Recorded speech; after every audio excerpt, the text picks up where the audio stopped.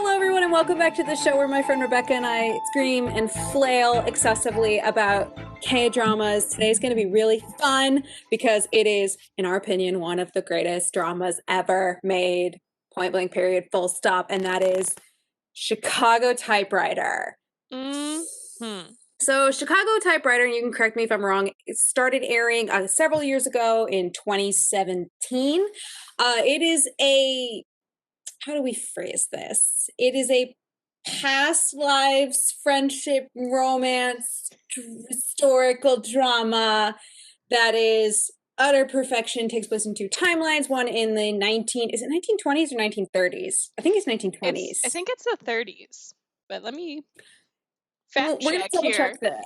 Yeah, we're gonna double check. I know it's the 20s or the 30s. It's not yet the 40s. In Gyeongsang, which was the name that the Japanese occupiers gave to Seoul, which is why they changed it immediately once the occupation was lifted, and then also in 1930s. present day Seoul. 1930s. Okay, I knew it was one of the two, and I just wasn't sure. And it stars who's probably one of my favorite just actors, not even just K-drama actors, and that is Yoo Ah-in. He's perfect. I love him. It also stars Go Kyung-pyo, and remind me of the actress's name. Im Soo-jung. Im Soo-jung, who's probably of the three of them I've seen the least work from. I've seen her now in Search WWW as well. Yeah, that's it. Just those two. I think that's I've only seen her in those two. I've obviously seen a bunch with Yoo Ah-in, even though he's very selective lately about like what projects he chooses to do, and he does a lot in the film world. So I've also seen a lot of his films. And Go Kyung-pyo, I've seen a handful of his stuff. I'm still sort of catching up. I've not caught up on the Reply series, so I know he's big in that, but I have not seen it. I just recently watched him in Strongest Delivery Man, which is like a couple years old, I think. But it was after Chicago Typewriter, I think. I think you would like him in. He's in Reply 1988. I think it is the last one, but also the oldest. So the first one is 1997, and then I think it's 1994, and then 1988. But we are here to talk about Chicago Typewriter. Now, you watched it before me. Yes. So I will let you talk first, and I will talk about the fun experience I had watching it, while then telling you that, hey, isn't this that show you told me about, I don't know, like a year ago, and I forgot? Yeah, so Chicago Typewriter was actually one of my first K-dramas. And so this was it would have been in 2018, about a year after it aired. Not that long. And I started watching it because Kwak Si-yang is in it. So he plays Baek Tae-min. And I was obsessed with him for various reasons. And so I was like, he was in it. I saw that he wasn't like the male lead, so I was a little like, I don't know if I want to watch it, but then I decided to watch it, and wow, I was just absolutely blown away. Like, I definitely remember after the first episode or two, I was kind of like, I don't know what I'm watching. Like, I'm intrigued and like whatever, but I'm very confused about what the plot is and like what's going on in this show. And then I was like enthralled. So someone from work is going to hear this at some point. But this is the first show where I took advantage of our ability to work from home. And to be fair, I had valid reasons because there were things going on with my furnace during this period. I remember this show in the period of my life very, very clearly. But I was like, I have to finish this show. Like, I couldn't stop watching it. Like, it was like, wow, like it had me hooked. And again, it was one of my first ones, and I like loved all of the other K-dramas I watched.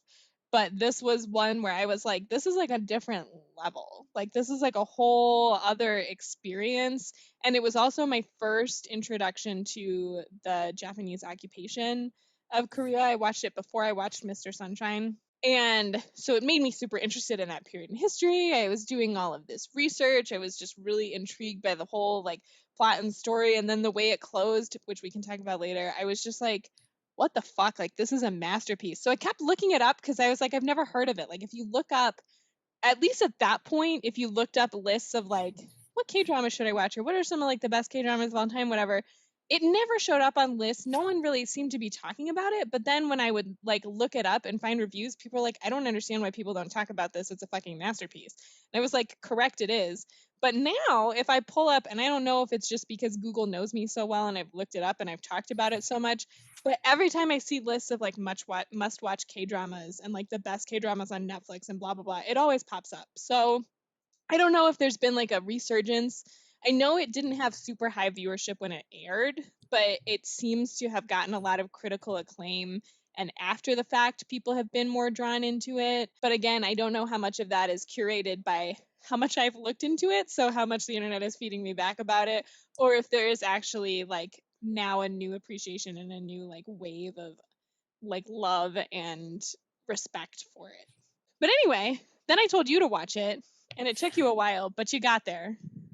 I did. It took me a while because I remember this vividly because when I actually did start watching the show, which I'll get into in a second, I flashed back to this moment and I remember pinging you in the middle of watching it going, didn't you at one point, because I said I didn't care about spoilers in this case because I wasn't sure I would ever get to the show, screenshot me like an entire conversation from it? And you had, and it's the beautiful hospital conversation that left me very emotional when I watched it. And you were sort of explaining what it was, but I had no context for it. I'm like, I don't know what this is, but that's nice dialogue if it's translated well. Like it's like just from an objective level of this is dialogue and I don't know what's happening. This is lovely. Like that's all I knew.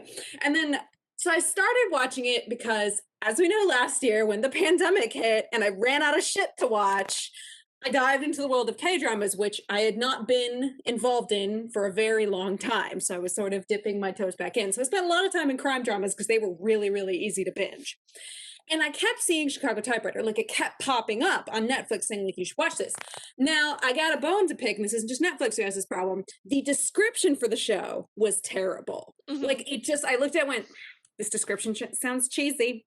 I don't like it. I'm real concerned. I don't know. But it kept intriguing me just enough because they're like connected to a typewriter, freedom fighters. I'm like, oh, I want to watch it, but this description is so bad. And I eventually just gave in saying, you know what? The descriptions for these shows overall have been pretty terrible. So They're maybe bad. this is better than it looks.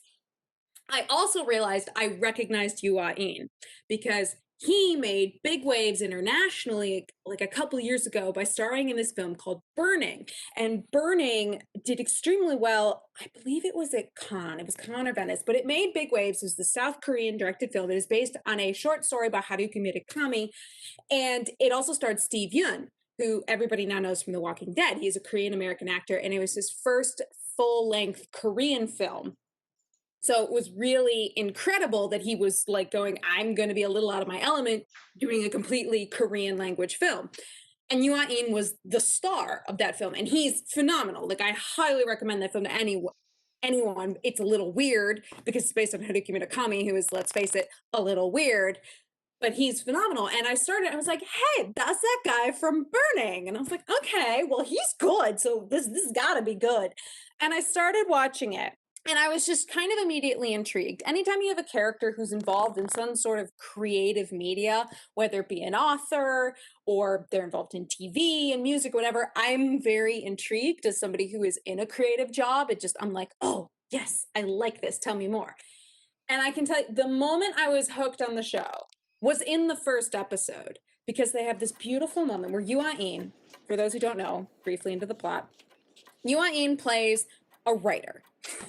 Surprise. And he's billed as like Korea's Stephen King. So he's like a big deal. He writes thrillers. And they're very, you can tell, kind of very violent and flashy, almost is the word I want to use. And he's a very arrogant character. I mean, he comes in, he goes, writer's block, I don't believe in it. It's not a thing. Like he quotes Steve Martin, who has this famous quote where he's just like, writer's block is an excuse made by whiners so that they can drink. Like it's very much like only losers get writer's block, please. So he's very big for writing these big pulpy kind of thriller novels. And he happens to be doing a US tour for his most recent novel. And he's in Chicago, which, yes, that is part of the name. It's great. The name is a big old double play because this is where he encounters this typewriter, which is a Korean typewriter. Like the keys are Hangul. It is a Korean typewriter. And it's at this funky little coffee shop where it like totally makes sense that there would be an errant 1930s typewriter there because you know what? It fits the vibe. And the moment he hears this voice. We all hear it. It's like this ghostly voice out of nowhere that says, like, yo, friend. It like just calls out to him. And he looks over and there's like this light beaming down on the typewriter. It's very aesthetic, but there's this song playing in the back. And this is a song that's off the soundtrack. And this is without question one of the best drama soundtracks I think ever done. And it's short. There's not a lot of songs on it. They only use about the same 4 or 5 songs over and over again. But the particular song they play is by Bon Puere, and it is called Come With Me. And it is a song that I binge listen to all the time because I fell in love with it. And he's looking over and they zoom in on this typewriter, this beautiful song with this angelic, like, voice soprano is playing. And I just went, I don't even care what this show is about. You just hooked me with your aesthetic so hard that I don't even care what this show is about. I'm in. Like, I don't care. I'm in. And from there on, we, of course, meet all the other characters. And it really wasn't until I'm well into this show by this point when we get to this scene that takes place with the female and male lead in a hospital after, like, you know, they've nearly been in a motorcycle accident. He cracks his head. He gets a lot of head injuries in this show. I fear for him. Yeah, I'm a little worried about him. Yeah. I think he sustained some brain damage. It's fine. But he has this beautiful conversation with her where they're talking about, we've already accepted that the past lives are a thing and they've fully accepted this. And he basically tells her, he goes, like, I don't think you're cursed for seeing your past life. I don't think you're putting me in danger. I think you are legitimately here to save me because I think you couldn't in your past life. And I think I loved you in our past life and I couldn't just because of circumstances. I mean, 1930s, Japan occupied Seoul, freedom fighters. There really wasn't a lot of time for romance. They were kind of busy trying to liberate their country. Go figure. And it's just this beautiful moment. And it was literally while I'm watching it, I paused and I went, and I just remember pinging you going, Rebecca, did you tell me to watch a show called Chicago Typewriter? Because I'm watching this scene and I'm having deja vu. And this is not me having a past life deja vu. This is, I swear, I think I've seen these conversations somewhere. Yes, and at the moment you were, yeah, because at the moment you were like, yes, I told you to watch it. It's one of the greatest things ever made. It's amazing. And I was like, I guess it's a good thing I'm watching it because right now I fully agree. And I remember you then warned me, by the way, the ending is gonna like tear your soul to pieces. And I was like, oh God. Look, I'd already watched Signal. By this point, I think I thought I was ready because that show tore my soul into pieces as well. Never ready. I was never ready. I'm gonna start with the characters only because since we were already talking about Ian, I want to talk about him a little bit more since I love him so much. Do it. I know, he's just so good. His character, Han Seju. Now, every actor of the main handful, actually, most of them have to play 2 roles, their present persona and their past persona. Yuain's present persona, of all the characters, goes through the most dynamic growth. And this is a thing that you see with pretty much all Yuain characters, no matter what he's in. He likes characters, pretty clear, that have dynamic growth, that start at one place and they end somewhere else, but that grow naturally.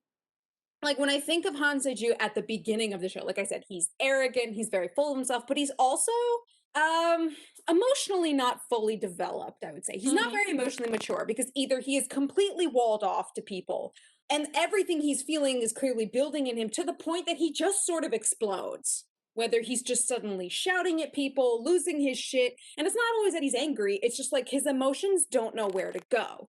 And obviously through the course of the show, we kind of find out why. One, his parents died when he was pretty young. He was passed around from home to home. And then he was eventually brought in by Kwak Shi-young's character's father, not Baek Tae-min, Baek Tae-min's father, whose name I'm forgetting. The author. Yes. Who takes him in. And this is where Han Seju develops a love for writing. I mean, if you're staying in an author's house, and I guess the connection with Baek Tae-min's father is that, like, his mother and Baek Tae-min's father were friends, were first loves. It's only very much hinted at that, like, you know, some people thought Han Seju was like his love child or something. So clearly there's a connection between him and Han Seju's mom. But this is where he develops his love of writing, and he's sort of becomes halfway family, but not quite, because Baek Tae-min's mother is crazy and she hates him and she treats him like trash, clearly from the beginning. She has many a problem, and I fully kind of blame her for how crazy Baek Tae-min ended up. Well, she does have many a problem. Although you do, if it's believed that that might be her husband's love child with another woman, you can understand why she wouldn't be overly fond. But the way she actually acts is not okay. Yeah. Yeah, and also especially because he's like, we got a freaking DNA blood test done and it said negative. At Yeah. that point, honey, you need to like pump the brakes.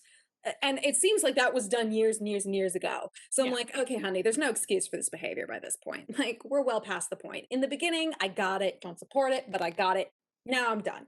We're well beyond. Yes. Han Seju is in this house, in this environment, and he writes along with Baek Taemin, and they constantly bring it to Taemin's father, like getting it judged. And you can just sort of tell, it seems even before we learn the full details, Han Seju was just better.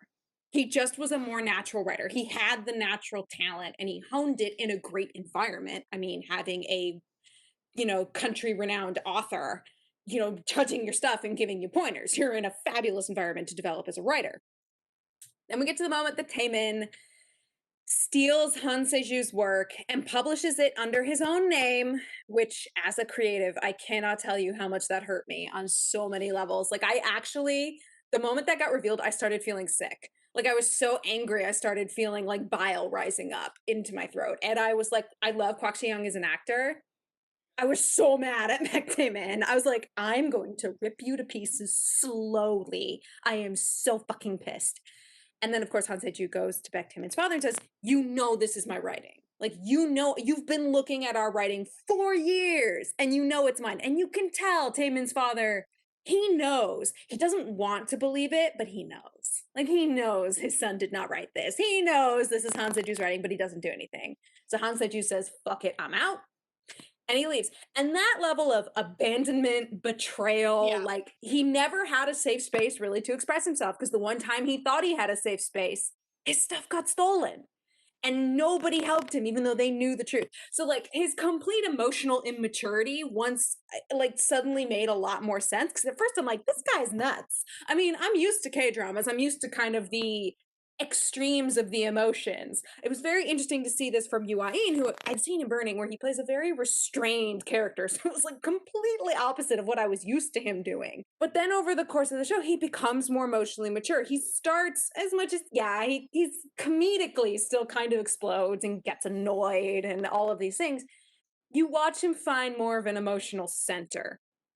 And he finds better ways to express himself and not just fly off the handle or be like, we should get some deer.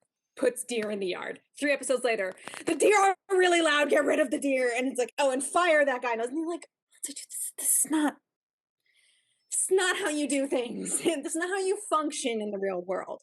So he learns to function. And then his past character just Ooh. Oh. Oh. is perfection. Like that character honestly doesn't really need to grow all that much. It's more revealing who he is, like to the audience. And because he's pretty much already a very complete human being when we meet him in the past, which it's fine. The past storyline is much more about like the actual storyline of what happened versus the present is more about we need to grow these characters because they're in a place emotionally in point A and we need to get them to point Z. So let's take them through the whole alphabet while they discover the plot. Yeah, his character from the past makes me weep. This is one of the few dramas where I actually ugly cried on the couch. I mean, ugly, loud, sobbing, holding myself, had to pause because I wasn't sure I could go on, but I knew I needed to go on. It hurt me so deeply in a good way. It is one of the most beautiful scenes, that ending to episode 15 and then the Yeah, I was beginning. gonna say, Like, assume we're talking about his suicide scene. That is yeah, one of which the is, most. It's one of the most powerful scenes I have ever seen in a K drama.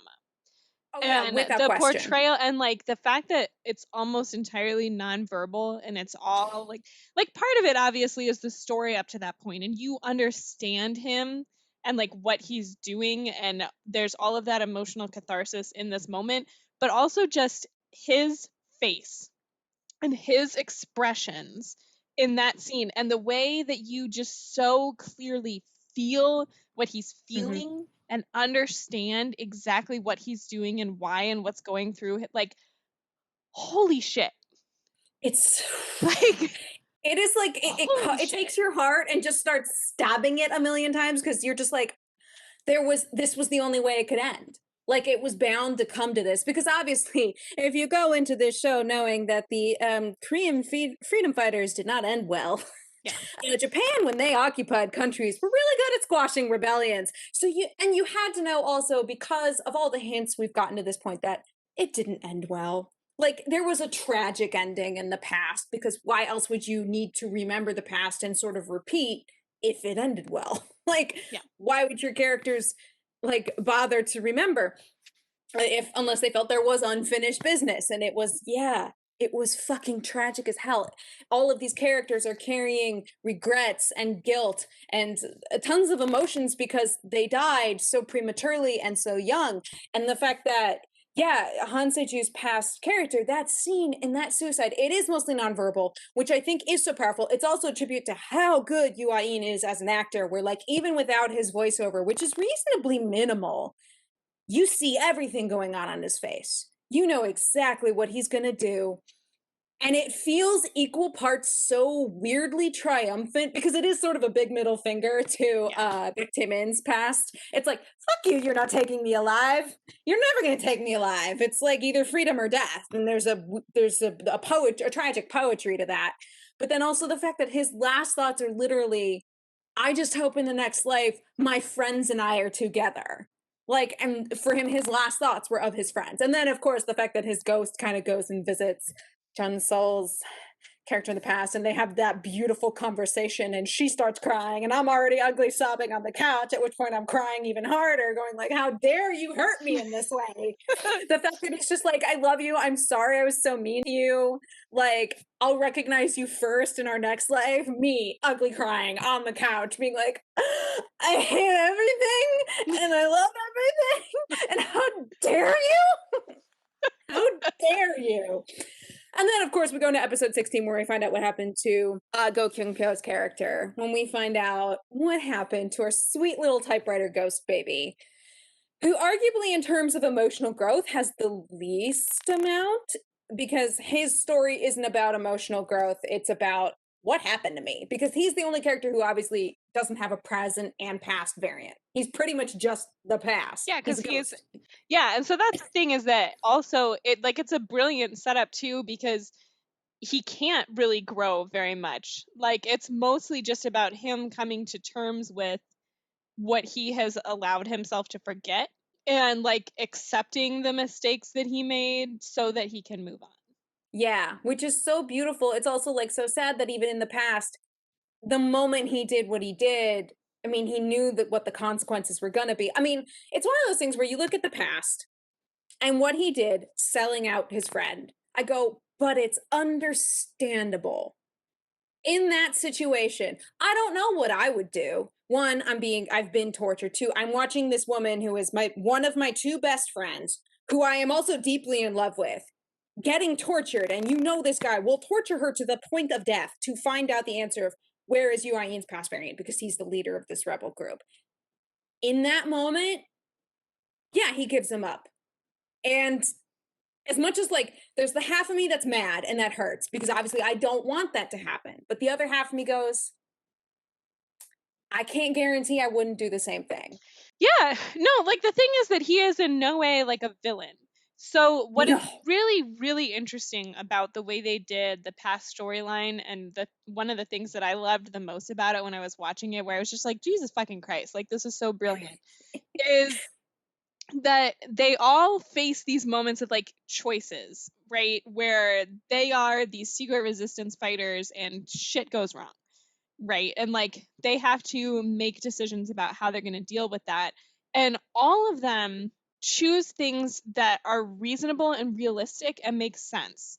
Like you can't have a bunch of people who are so deeply self-sacrificing that they can watch someone they love die to protect like X, Y, or Z. Like there is an extent to which no matter how loyal and passionate people are about this like cause, human beings are human beings who have connections and relationships to each other. And so the thing about like his story, right, is he's not like they're not like, ooh, we're gonna offer you money or like this thing. And he's like, yeah, fuck my friends, you know, like it's not like that kind of a betrayal thing. It's just a very realistic, like frankly, I would imagine more realistic than someone who would be able to like hold out and say like, I'm gonna watch this person die, or I'm gonna continue to watch them be tortured to protect this other person. Like it's just, oh, it's so like gut wrenching and heartbreaking and just so real. And then when she goes back to kill him for that, because that was kind of like the promise they all made to each other, like I cannot tell you how much this show fucked me up. Girl, same. Like, Girl, same. Because the moment, like, okay, look, I had a feeling that the person she killed was probably our cute baby ghost. Like, had a feeling. I was like, oh no. But I'm like, but what would make her do it? I'm like, okay, it's clear she killed someone. It's one of these two men.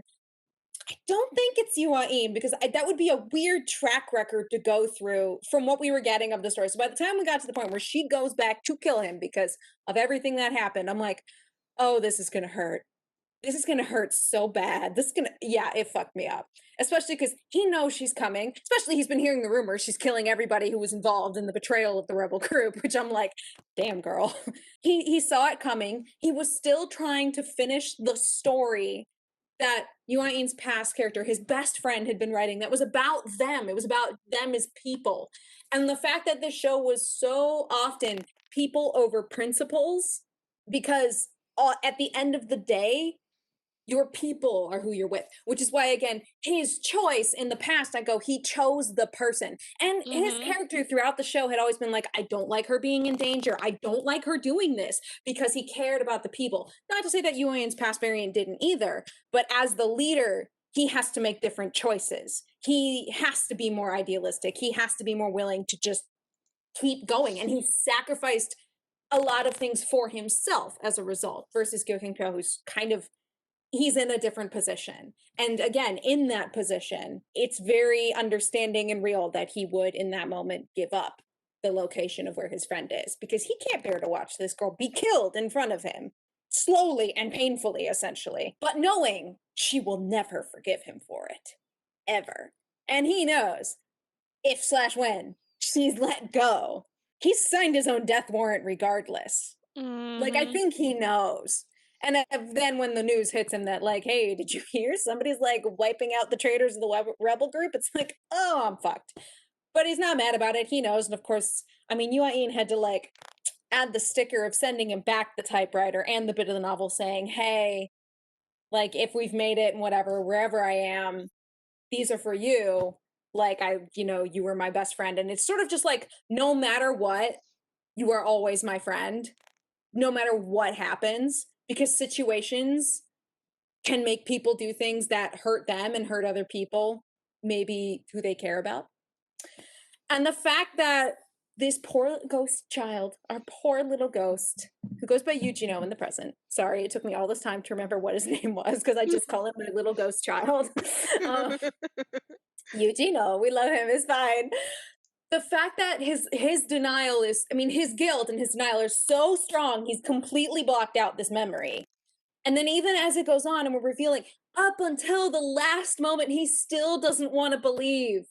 Like, his last ditch effort of his brain is like, no, it was Baek Tae-min's character in the past. Like, he must have been the one that killed me because I would never give up my friends. Like, he had to be the one. And then finally having to come to that acceptance of, I did betray my friend. And it was my other friend who then killed me, sort of as retribution for that. But at the end of the day, we were still happy and we were still friends. And we did manage to come together in the end. Like, having to solve this and have the big catharsis of letting go of all of this guilt and this pain of like, just stop. At the end of the day, we all loved each other no matter what happened. Like, it's okay. You can let go. You can move on. And this show fucked me up emotionally so hard. I cannot tell you how much I cried through those last 2 episodes. Even though, yes, it is a happy ending for the present, at least, it was still so bittersweet. It was, man, like it was super bittersweet, but in a way that like I've come to terms with being like, it had to be that way. And it's more powerful and more beautiful because, but it also is one of those shows that like kills me when I think about it, because yeah, like it hit me in the feels and I had feelings throughout like the whole show, and there were some good moments and some like beautiful moments and some powerful moments, but it's really not until you get to those last two episodes that it's like, oh my God. And so it was, I think that's one of the most powerful things about the writing of it is that they built it so well and they set the stage and Mhm. they did all of the character growth and the relationships and all of the information that you get in both the past and present and what's happening with everyone and the whole like history and backstory. So that when you get to that like climax of the story and you find out the ending and what really happened in the past, and then also how that's going to impact what happens in the present, like, holy crap. Like, I'm not gonna lie, I'm getting emotional right now just thinking about it because I just flashed back to those scenes and I'm like, I need to stop getting emotional because I'm getting emotional right now. Like, It doesn't hurt literally, that. Oh, yeah, literally this show is what got me into watching those like fan made videos on YouTube where people like take the yes. scenes and they have like a song and they do stuff just because they have so much of an emotional punch for me, and like still Mhm. even years later I will watch a video that's like a fan made video of splicing scenes together from mostly the past storyline, but like whatever, of Chicago Typewriter, and like I will immediately start crying. Like I still have that much of an emotional reaction to it because it really like hit me that hard. And No, I same. And haven't for watched it. I know you've rewatched it a couple times and you've watched it with other people. I only watched it that once. And I wow, want to yeah. rewatch it, but I just haven't done that yet. Every time I've rewatched it, I still cry at the same points every time. And it never gets old. And I have actually recommended it to other people. One of my good friends who I figure skate with, named Sarah, she kind of wanted to get into K dramas. And obviously, since it was well known, that I binged Did you watched make this her almost first like K-drama? 200. I did. I literally sent it to her and I went, I think you should start here. I said, because it has everything. It's got the little bit of, we can call it fantasy with the whole past and present. And also, we have a ghost. I said, but it's really funny. What comedy is there is really good. It's well executed. I said, the tragedy will kill you. The romance is going to break your heart in good ways. The friendship will give you every feeling you've ever felt and then magnify it. I said, and at the end, you're gonna get a catharsis. You'll actually be very satisfied with the ending. Mhm. And she loved it. Like she literally texted me. She goes, "What the hell, episode 15?" And I was like, "Yeah, I told you it's good." And she actually, funny story. She's currently in dental school right now up in Pennsylvania, and she passed by a store that was called Carpe Diem, sent me a picture, and she goes, I'm having fucking feelings and I hate you. Of course, she didn't swear because she's sweet and she doesn't swear, but that was the idea. And I went, how dare you? Now I have feelings. Yeah, no, I've rewatched it just because it's one of those things where when something is so good, even if it like breaks my heart, I have to watch it again because I just need to soak in more of it. And I know I mentioned it before, the soundtrack to this show, I bought the entire soundtrack without thinking, and I know my friend Sarah did too. She's utterly obsessed with Satellite, that song Satellite that's Oh on yeah. there, which is Mhm. gorgeous. It's actually an all English song, so it's really kind of fun to listen to for us native English speakers. I have put that soundtrack on nearly every writing playlist I've now made since I watched that show, and those songs will still choke me up because I listen and I just see where it's played in the show. And it's played, obviously, those songs are played multiple times throughout the show. Like I said, they only use like 5 songs and they're reused. Used really well, though, because even if I've now heard this refrain multiple times, I'm like, but it's so perfectly placed for the emotion here. Like Mhm. I can't, I'm never going to complain about them using only like 5 songs because nowadays sound OSTs tend to have a lot of songs and they bring in like a different one for each episode. I'm like, no, no, no, no, no, this is fine because this is a show that didn't need all that. It knew, honestly, I think that its writing and its cast were strong enough. I would say the only weak point in this show, and this is me nitpicking, the weakest point of this show is in the present storyline, and it's the little kidnapping subplot. The kidnapping Oh my subplot, God, I forgot about that. right, it's barely there. It, it to a degree, it serves a purpose. Mainly, we need to tie up loose ends with some of the characters, and it really involves Baektae Min more than anything else. But it's sort of the weakest part, just because you're like, I can't really think of anything else you could have done, but there was probably a stronger way to deal with this emotional thread. I see it's one again, this is me nitpicking where I go, it's not my favorite part of the show, but it's so short, it's basically negligible. Mhm. It is only really important again, for wrapping up the Baek Tae-min and Han Se-ju emotional arc there of they need to have a confrontation. Jun-Sol is sort of in the middle of this confrontation because Baek Tae-min is very much a character with a deep inferiority complex, especially Oh, towards yeah. Han Se-ju. He sees Jun-Sol less as a person and more as an object. He's like, you belong to Han Se-ju, therefore I must have you because I need to have a feeling of superiority over Han Se-ju. Even though, yes, this novel that I stole from him became extremely popular, it's the only novel of his that did well. And it wasn't even his. So again, the deep inferiority complex is very muddled and a mess. Oh, yeah.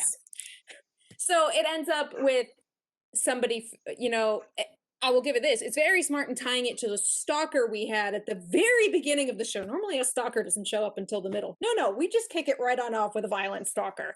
His sister is like, by the way, my brother told me everything. And he said, Han Se-ju wrote your novel. And so he's being blackmailed. And it is very well interwoven. It's just that it's a little weak comparative to the rest of the drama. Yeah, and I The don't rest of even think is it so was good. necessary. That's for me. I'm like, did we need to kidnap her? We could have faked kidnapping her and sort of made it work. But I guess it's important to also show that Han Se-ju has become he's taken in more of the emotional maturity of his character from the past because he becomes very almost almost self-sacrificing. And that the Han Se-ju from the beginning never never in a million years would have done what he did. And that also then leads us into him having a near-death experience where we get the remembering of what happened that night that my character died, and like my past self died, and he remembers all of that. So yeah, it's there. A lot of pieces of it serve the narrative well, but the actual like, oh, we kidnapped her. I'm like, yeah, it doesn't even last a whole episode comparative to the rest of this, which is like so fucking good. It's disgusting. This is sort of weak comparatively. But this is me nitpicking. It does not in any way hamper my enjoyment of the show, and I still watch it going, gotta rescue Jun-Sol, guys. This is important. Let's move on this. Let's go. I know what this is leading to, and I'm gonna be crying in an episode, so let's go. Also, we get the great mode of Go Kyung Pyo possessing Yuan for like a hot second, being like, I know I said no possession, but like I saved your life, so shut up. Oh my god. It's also a show where like the side characters who seemingly don't have much to do with the story, who really just exist to be side characters, which would be Junsel's friend and her mom, and the Ricardo chef, who I just refer to him now in any drama he's in as the Ricardo chef. And I've now seen him in like 2 or 3 other dramas, Hotel de Luna and What's Wrong with Secretary Kim. He's always just Ricardo chef because he was so funny in that role, and it's the first thing I saw him in. They're there for comic relief. Their comic relief is so good. And they actually end up serving the narrative a lot more than I thought they would. I mean, the fact that her friend, one, can see ghosts. She has no idea she can see ghosts, which makes it even funnier. Yep. And her mom is like a shaman who used to be able to see ghosts implied, but can't see them anymore, but is very in tune spiritually.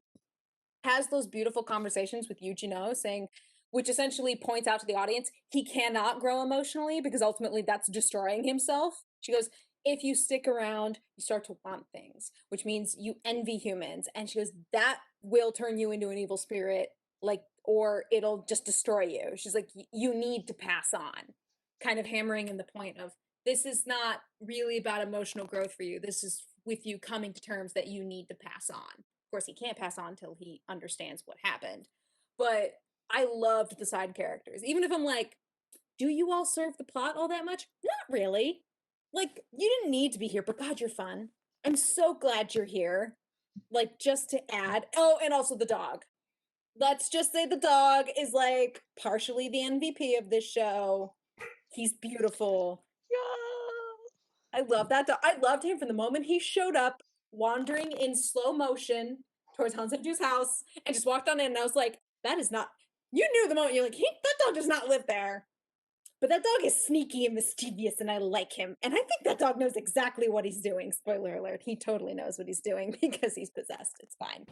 That dog was great, and I love the fact that Han Se-ju just eventually just straight out adopted this dog. Sort of to be petty, but then actually just kept the dog and treated it extremely well. I will say also, from like a technical standpoint, the cinematography of the show is really beautiful. Like, look, until more recently, K-dramas, I wasn't gonna sit there and go, they're known for this stunning cinematography. Like, that's not super high on the list. It is mostly the writing and the acting. Yeah. And the people are pretty. Like, hey. And again, everybody is Facts. pretty in True this show. facts. True facts. Everybody. But the action, but the look, the cinematography, what they do with like fog gets used a lot. It's very clever, and light and dark. I'm like, this is a beautiful show, It but in a is. very subtle way. It's not trying to in your face flaunt that, hey, this is a gorgeous show. It just is. It's not like watching Mr. Sunshine, which is like, we have Netflix money and we're going to show you how much we have Netflix money. Chicago Typewriter is way more subtle. And I think most of the like, we are obviously gorgeous shots take place in the past because they make use of having those sets and the costumes and also again the shots in episode 15 in that forest mountainy area. And honestly, his suicide is shot so beautifully that it Oh adds to the my wow, I'm god. hurt. Yep. Mm-hmm. I will also say, for a show that had a lot of guns, which is, as we know, kind of rare in K-dramas because guns just don't happen in South Korea nowadays. It obviously makes sense that in the 30s there were a lot more guns. And there's, people getting shot. It doesn't feel at all like, ooh, shock, people got shot and it's violent. It's not like watching an American drama. Yeah. Like, even the suicide, it's almost artistic the way it's done. Yep. Tastefully. Like, I mean, he shoots himself in the head. Arguably, his brain should have been blown out. Like, it should have been, you put a muzzle to your temple and you shoot. It ain't gonna be pretty. But it is very minimal in terms of like the gore, I guess you could say. And it's obviously probably a combination of there's only so much they can show on television. It's pretty clear. I think they're a little stricter in terms of the things they can show on South Korean television. Mm-hmm. But also, I think doing that would have distracted. It feels way more poignant and more appropriate for the show that it is done as tastefully as it is. Because I don't want to see Yu In's face blown out when we're having this beautiful moment where I'm sobbing on a couch and he's looking at the picture of his friends dying, while having these last moments after blowing his own brains out. I'm like, look, if I were to see skull and brain matter, that would really be distracting. An American show would do it without question because we have Yeah. no filter. I'm like, but wow, wow. It is just a beautiful show. I do also think I mean, you're right. It felt for the longest time, it has felt so underhyped. I obviously didn't know much about the viewing numbers and the audience data from when it aired. I obviously didn't know. Neither of us watched it when it aired, obviously. But it's interesting to see how, I think in the wake of a handful of things, both Yoo In and Go Kyung-pyo had projects drop in 2020. Yoo In actually, I think, had two drop in 2020. He had two films he did. He did #Alive, which aired on Yeah. Netflix. Yeah. And he had another one, something like Voice of Silence, I think, which looks amazing. And I'm trying to find where I can watch it, where he plays essentially a mute in that film. But that film got a lot of hype because I think it's a female director. I think it's a female screenwriter. Like, it was a big deal. They were like, and he'd been saying, like, I want to work with female directors. Like, I want to work with these people who I don't normally work with. And Yoo In is, for those who don't know, he's very vocal online. Like, he's sort of known in the industry for, like, he's got political, social, like, he has opinions and he will express them, which is very rare for the industry. He's very forward. And so him saying, like, I want to work with these female directors, we don't have enough of them and all this stuff. I mean, that made waves. That made noise. And he kept his word. He went and he worked with them. And this film apparently is great. So in the wake of him having those two projects, and Go Kyung-pyo starring in Private Lives, which I have not yet watched and I heard was really fun, which dropped also on Netflix and people were very excited about it. I think it was then I saw more people saying, hey, if you like these guys, you should go watch Chicago Typewriter. All of a sudden I sort of watched K-drama Twitter and there was a lot more chatter of people saying, if you liked them in this, you should go watch Chicago Typewriter because it's so good. Yes. And it's on Netflix. Like, it's right there. You can watch it. You don't need to get another service.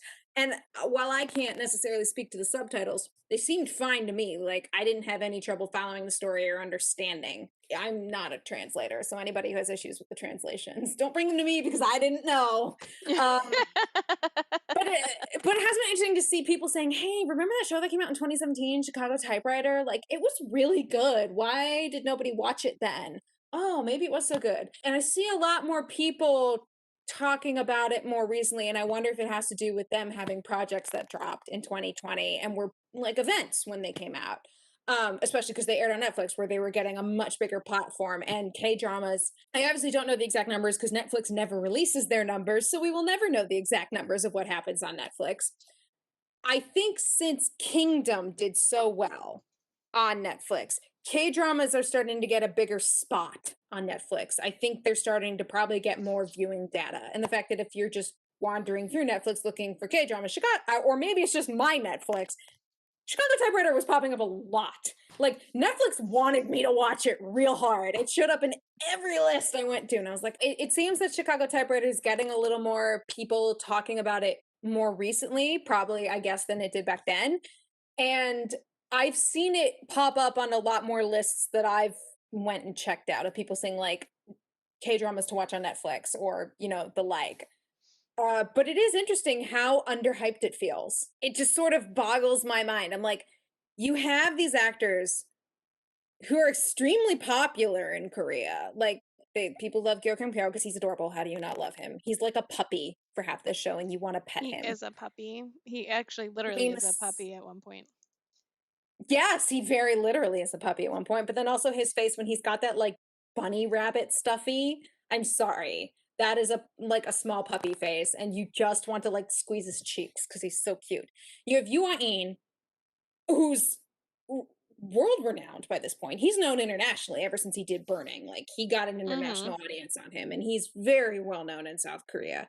And she seems to stick a lot mostly in film, I think. She doesn't seem to do too many dramas. But it seems like when any of these actors show up in a drama, it's a bit of an event because they're sort of selective on their projects. Yeah. Like, their filmographies compared to many other actors are a lot smaller because it seems they're more selective, and it seems the more selective you are, usually the bigger you get because it becomes a bigger event when you show up on screen. Like, what's She's his name? literally Like been in 4 Kim's. dramas. She's Right, she mostly in does film, not do yeah. that many. Yeah, she does not do that many. So if she's showing up on the small screen, hey, that means there's something pulling her to this story. I mean, understandably, when you then watch this show, it is so well written.